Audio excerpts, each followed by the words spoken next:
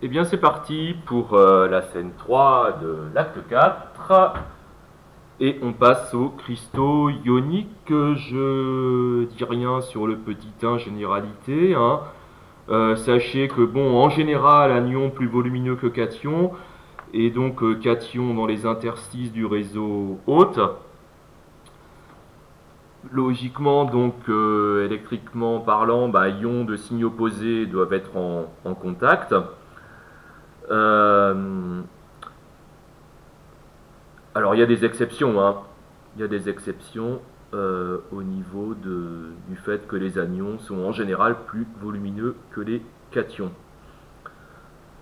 Alors je ne reviens pas non plus sur la structure type CSCl qu'on a déjà étudiée. On attaque donc direct sur la structure type NaCl. Eh bien aucun problème puisque c'est la logique de tout à l'heure avec donc les ions Cl- qui occupent un réseau cubique face centré et les ions Na+, qui occupent tous les sites octaédriques de ce réseau CFC. Voilà. Alors, pour les cristaux ioniques, vous avez le diaporama cristallographie 3, puis vous avez aussi le site web de l'université du Mans. Alors, on peut aussi voir les choses sur le diaporama, les ions Na+, et Cl-, 2 CFC décalés d'une demi-arête. Alors, au niveau de la coordinance, bien sûr, Na+, est entouré de 1, 2, 3, 4, 5, 6 Cl-. Et puis donc avec la translation de A sur 2, ça rend les choses équivalentes pour Cl- vis-à-vis de Na+, ce qui donne donc pour la structure type NaCl une coordinance 6, 6. Toujours indiquer les deux chiffres pour les cristaux ioniques, coordinance anion par rapport au cation, coordinance cation par rapport à l'anion. Au niveau de la population, les ions Cl-, donc population du CFC, donc 8 fois 1 huitième plus 6 fois 1,5, ce qui fait 4. Pour les Na+, population des cytos du CFC, donc 12 fois 1 quart plus 1 égale 4, ou si vous préférez, la population du CFC, puisque c'est un CFC décalé de A sur 2. Voilà, ce qui fait une population, donc 4 Na+, pour 4 Cl-, donc 4 pour 4, 1 pour 1, donc statistiquement, la formule statistique, on l'écrit NaCl solide. Il y a plein de solides qui cristallisent dans cette structure, on en verra d'ailleurs dans les exercices. La relation de tangence, je ne fais pas de schéma au tableau, on a donc ici R- plus 2R+, plus R-, donc sur la longueur d'une arête, donc 2R Cl- plus 2R Na+, sur la longueur d'une arête.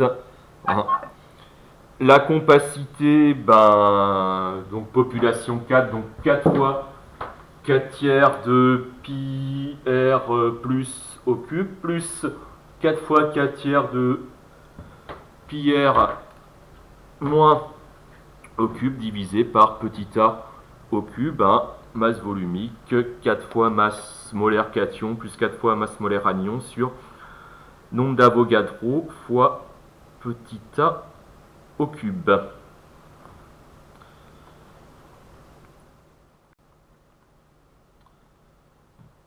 Tangence anion cation, mais non tangence entre les anions. Donc suivant la diagonale d'une face, on a 4R- qui est donc plus petit que A racine de 2. La non-tangence entre les sphères de signe opposés. C'est en fait cette non-tangence entre sphères de signes opposés qui va faire que les cristaux ioniques, typiquement, ne sont pas des structures compactes. On passe au petit 3 avec la dernière structure au programme. Il y en a trois. Il y a CSCl, NaCl et celle-ci, donc ZNS, qu'on appelle la blinde, le sulfure de zinc. Alors, les ions sulfure occupent un CFC et les ions Zn2+, un site octaédrique sur deux, des sites octaédriques non adjacents. Alors, si je repars sur les 8 sites tétraédriques, j'en enlève un sur deux non adjacent. Ça va donner ça. Donc là, on dépasse un peu la maille. Il y a un peu plus d'une maille. Donc on repère ici la maille avec le cube. 1, 2, 3, 4, 5, 6, 7, 8, ma main gauche. Les 6 faces. Et puis donc là, 1, 2, 3, 4, un petit cube sur 2. Je coupe le grand cube en 8 petits cubes et donc il y a 4 sites tétraédriques qui sont occupés. En prod, pour le CFC, ça fait 4 en population pour S2-, et donc ça fait donc 4 S2-, et donc 4 sites qui appartiennent entièrement à la maille, donc 4 pour Zn2+, 4, 4, ça fait 1, 1, d'où la formule statistique ZNS.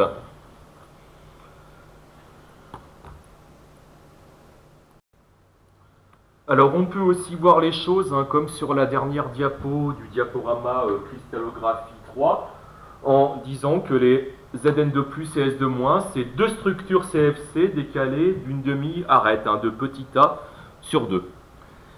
Alors on a donc, en raisonnant comme ça, effectivement, donc 2 CFC décalés, donc ça fait bien aussi 4, 4 au niveau de la population. Pour la coordinance, on a un environnement tétraédrique. Si je prends donc ici une sphère jaune, donc les plus proches voisins, 1, 2, 3, 4. Donc la sphère jaune au centre du tétraèdre, et puis donc 1, 2, 3, 4, et puis donc équivalence pour l'autre, ça fait donc au niveau coordinance 4, 4.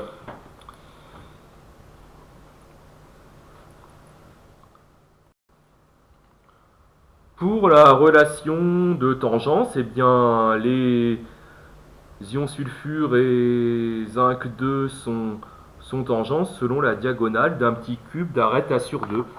Alors donc tout à l'heure pour les sites tétraédriques, on avait rayon métallique plus rayon du site T égale A racine de 3 sur 4. Là on a la même chose avec R du cation plus R de l'anion égale A racine de 3 sur 4. Et puis comme avec le NaCl, donc on a non-tangence des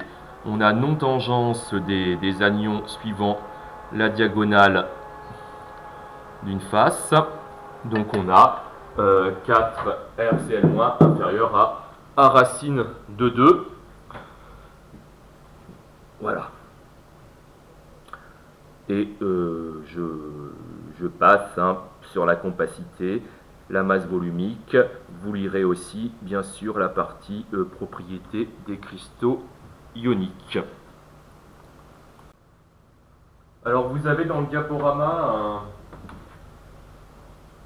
une diapo qui vous parle du rapport R+ sur R-, rayon cation sur rayon anion. J'en ai parlé tout à l'heure. Et donc selon le type de structure, ZNS, NaCl ou CSCl, vous voyez que ce rapport est compris entre deux valeurs, entre typiquement 0,2, 0,4 on est sur du ZNS, entre 0,4 et 0,7 sur du NaCl, et entre 0,7 et 1 sur du CSCl. Alors comme vous le savez, c'est intéressant de voir la limite des modèles, et pour le ZNS, on constate un écart relatif de presque 10% entre le paramètre de maille expérimental et celui qu'on obtient avec les calculs. Voilà, là on atteint un peu les limites du modèle ionique, parce qu'en fait l'interaction entre Zn et S, compte tenu de la différence d'électronégativité qui n'est pas considérable, et bah, on ne peut pas franchement statuer sur une interaction purement ionique. Et donc il y a un caractère sans doute partiellement covalent, hein, qui explique donc cette différence entre les calculs et l'expérience. Donc ça, c'est une remarque que je voulais vous faire en plus du cours.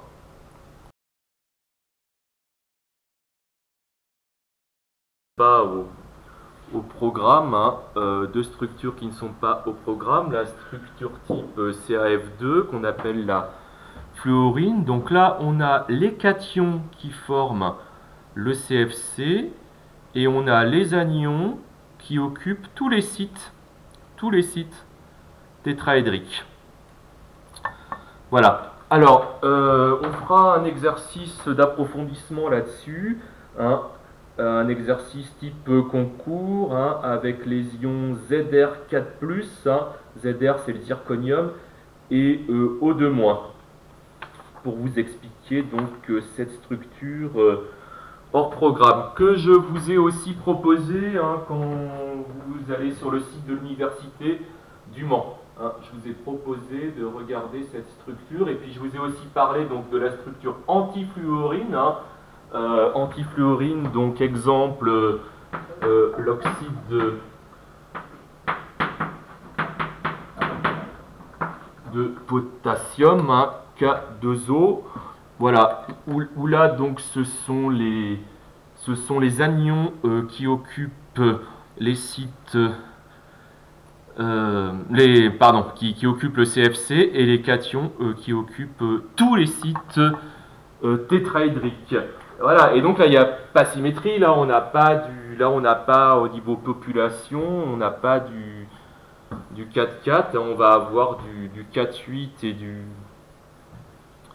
4-8 et du 8-4. Au niveau coordinance, ce ne sera pas non plus la même coordinance anion par rapport à cation et cation par rapport à anion. Voilà, donc là on sort un peu du programme, et on fera ça donc en exercice d'approfondissement, hein, les deux structures, notamment la structure fluorine. J'ai prévu un exo dessus. Allez, on termine avec les cristaux covalents et puis les cristaux moléculaires. Donc les cristaux covalents, je vous laisse lire les généralités. Et on a donc le carbone diamant, donc CFC, non compact, hein, et occupation par des atomes de carbone de façon alternée, donc les sites non adjacents, comme dans la blinde, hein, les sites tétraédriques, la moitié des sites tétraédriques. Voilà, donc on a le CFC, et puis la moitié des sites tétraédriques. Voilà, un tétraèdre ici. 1, 2, 3, 4. Donc, pour le diamant, on parlera, hein, donc ce sont des liaisons de covalence, hein. On parlera de rayons covalents. La population, 8 fois 1 huitième plus 6 fois 1 demi plus les 4 à l'intérieur, donc ce qui fait une population en tout de 8. Hein. Et puis comme tout à l'heure, donc diagonale, demi-diagonale d'un petit cube d'arête A sur 2. Hein. Donc la tangence, là, ça va donner donc 2R égale R plus R. Hein. 2R égale A racine de 3 sur 4. La compacité, là, donc 8 fois 4 tiers de pi R3 sur petit a au cube. Et la relation entre R et A, 2R égale A racine de 3 sur 4. Hein. Ainsi, vous calculez la compacité, et effectivement, elle n'est que de 34%. Hein. Voilà, la masse volumique, je passe, hein. Ensuite, il y a effectivement les propriétés du diamant. Et puis donc la variété allotropique, une autre variété allotropique du carbone, c'est le graphite. Donc voilà le modèle du graphite. Alors le graphite, hein, on parle de structure en nid d'abeille, avec donc des superpositions de feuillets, hein. Alors au sein de chaque feuillet, on a des liaisons de covalence, et entre les feuillets, on a des liaisons type Van der Waals, hein. Donc typiquement, on sait de faible énergie, hein, typiquement quelques kilojoules par mol, alors que pour les covalentes, hein, on a quelques centaines de kilojoules par mol. Voilà ce qui donne, hein, les propriétés différentes, hein, du graphite par rapport au diamant. Alors pour le diamant, on avait l'environnement tétraédrique, et donc là, on retrouve bien la tétravalence du carbone. On peut être surpris dans la structure graphite, hein, que chaque atome de carbone dans les feuillets ne soit relié qu'à 3 autres. Alors en fait, euh, pour cette macromolécule, alors là, on parlera pour le graphite de macromolécules bidimensionnelles, hein, contrairement au diamant qui est tridimensionnel. Ben, en fait, pour ce qui se passe, c'est que, hein, j'ai redessiné au tableau, hein, donc effectivement, trois liaisons, mais globalement, ici, sur l'hexagone, hein, on a 2 liaisons doubles, hein, dans le diaporama 4, hein, donc il s'appelle cristallographie 4, le diaporama sur les solides macrocovalents et moléculaires. On nous dit qu'il y a donc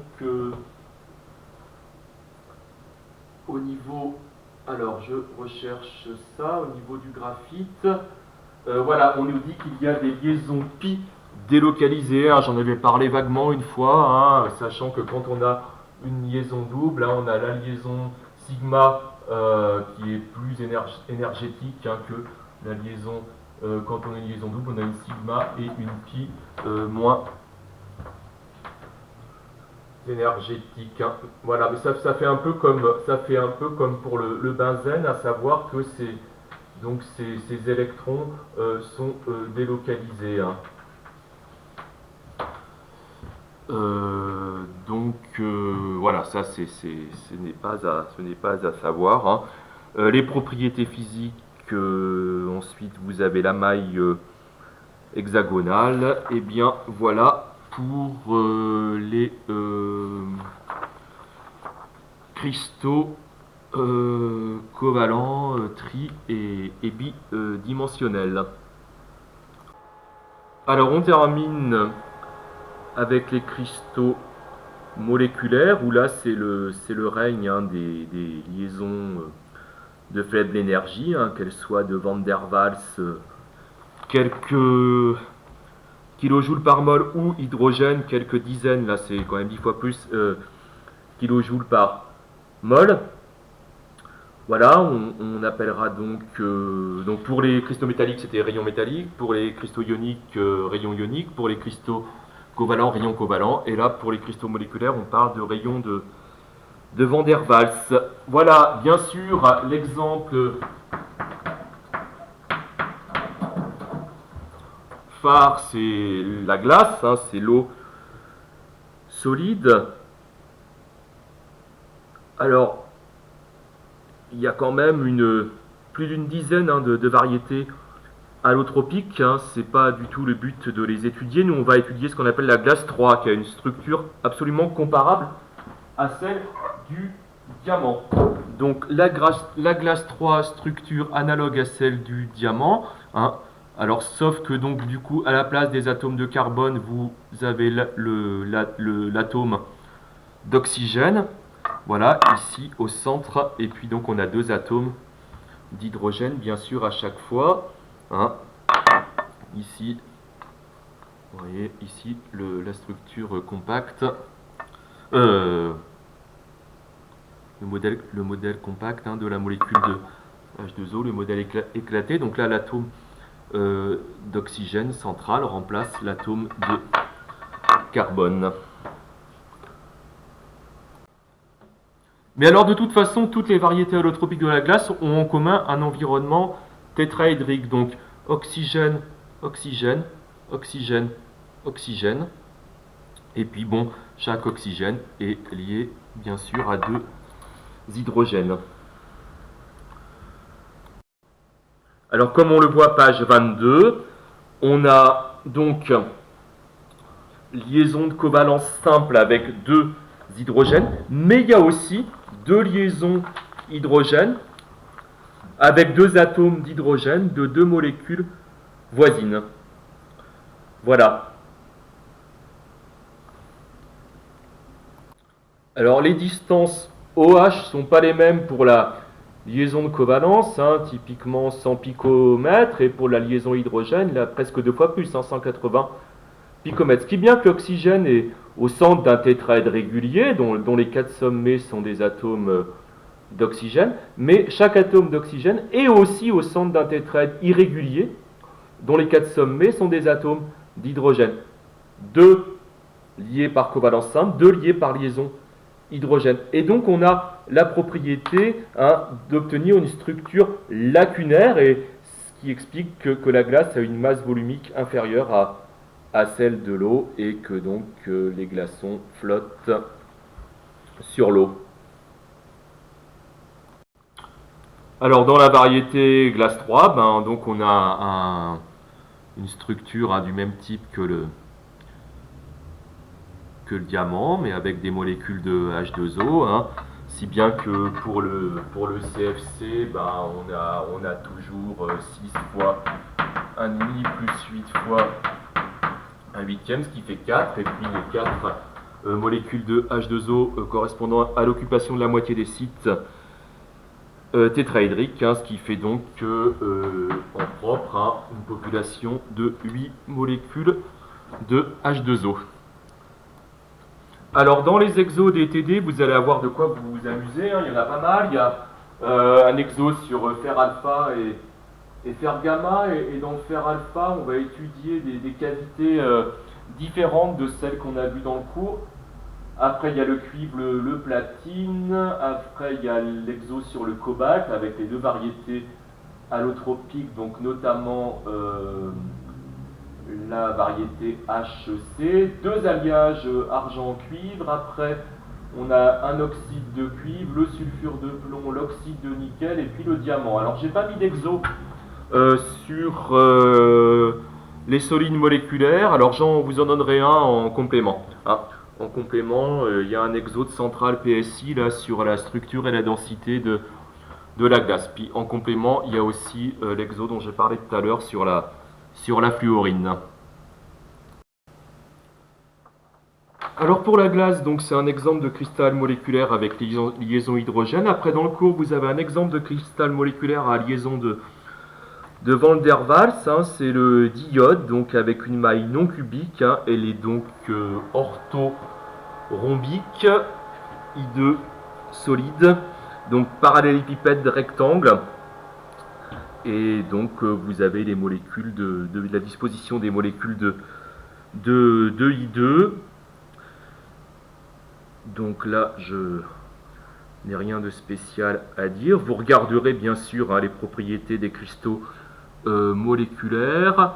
Et là, je vous projette en fait, j'ai trouvé sur Wikipédia, j'ai tapé, je ne sais plus quoi, dioxyde de carbone, tout simplement, je crois.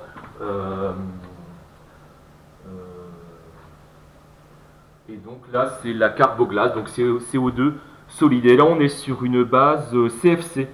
On est sur une base cubique face centrée, donc les atomes de carbone, en l'occurrence, de la molécule linéaire qu'on connaît bien, 1, 2CO2,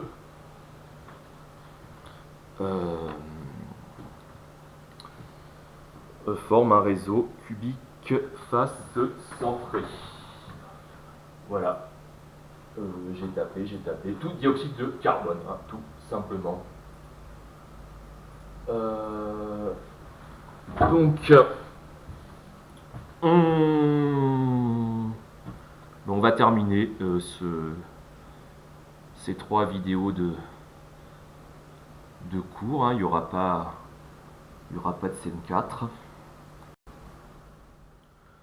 Alors, je vous invite ensuite à bien vous intéresser à la validité des modèles et aux limites du modèle du cristal parfait. On a parlé tout à l'heure du problème concernant le ZNS. Voilà, donc le problème des entités manquantes ou supplémentaires, les lacunes, les interstitiels, les impuretés, et puis aussi le problème des déformations, les dislocations, les joints de grains. Et là, je vous projette un magnifique rubis. D'accord. Et puis, je vous projette maintenant un magnifique saphir. Alors, dans Wikipédia, vous tapez rubis ou saphir. Et bien, tous les deux, c'est des cristaux de corindon, de l'alumine alpha, Al2O3, mais ils ont ces solides ont des impuretés différentes. Intéressant aussi la comparaison entre le fer pur et les aciers, où peut y avoir quasiment un ordre de grandeur de différence pour la conductivité. Voilà, après vous avez un complément de culture sur le graphène et sur les quasi-cristaux. Voilà pour cet acte 4 très dense avec donc 3 vidéos. À mon avis, on est sur plus d'1 heure là. Voilà, bon, ça fait donc un gros travail de reprise, de synthèse, et puis donc en vous montrant les modèles cristallins sur le chapitre de solides cristallins. Là, on va donc pouvoir, vous avez eu le cours, vous avez eu les diaporamas, les vidéos maintenant, donc ces trois YouTube, vous allez pouvoir aller rapidement sur les exos maintenant, et bon, on fera peut-être une petite séance questions-réponses sur Zoom, mais je pense pas qu'on reprendra le cours là maintenant, ce n'est plus utile. Il y a 2 ans, alors je sais pas s'il y aura un acte, 5 ou 6, on verra en fonction des besoins et de l'envie. Voilà, donc c'est peut-être la dernière ou pas. Il y a 2 ans, la chorale de Champeau avait donné un spectacle sur Queen. Bon, cette année, ça aurait dû être la Belle Hélène d'Offenbach. Je ne sais pas si parmi vous, il y en a qui sont à la chorale. Et donc, on va terminer, on va changer de pays et de chansons. Donc, on va terminer avec une version confinée de Queen. A très bientôt les petits, prenez soin de vous, des autres et des inconnus.